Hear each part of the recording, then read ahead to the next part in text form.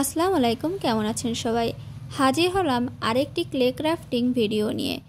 বর্তমানে ক্লে ক্রাফটিংয়ের কাজগুলো করতে আমার এত বেশি ভালো লাগছে যে বারবার সেগুলো মেকিং ভিডিও নিয়ে আপনাদের সামনে হাজির হয়ে যাই।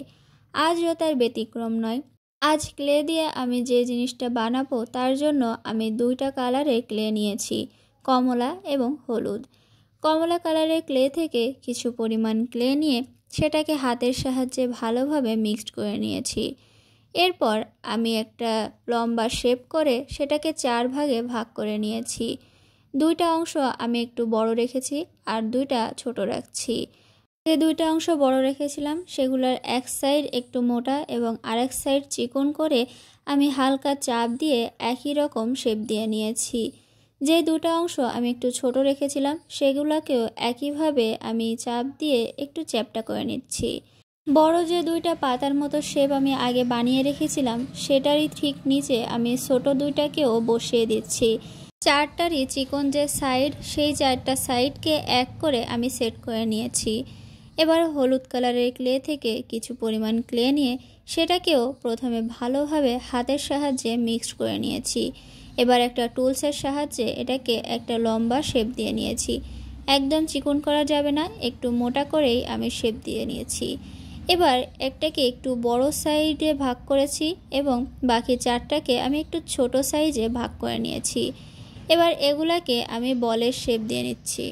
যে অংশটা আমি বড় সাইজের করেছিলাম সেটাকে আমি মাথার শেপ দিয়েছি এবং পরের ছোট ছোটগুলোকে আমি তারপরে এক লাইনেই বসিয়ে দিচ্ছি।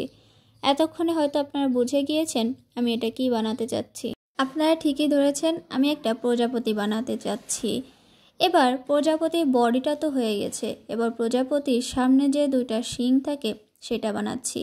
শিংগুলা বানানোর জন্য আমি কমলা কালারের ক্লেটাই ব্যবহার করছি। শিংগুলা বানানো হয়ে গিয়েছে। এবার এগুলাকে আমি যে মাথার শেপটা দিয়েছিলাম সেটার পেছনে আমি দুই সাইডে সেট করে দিচ্ছি। ভি শেপ করেই এগুলো সেট করে নিয়েছি। এবার একটা টুলসের সাহায্যে প্রজাপতির পাখনাগুলোতে আমি দাগ কেটে দিচ্ছি যাতে পাখনাগুলো দেখতে আরও বেশি সুন্দর লাগে।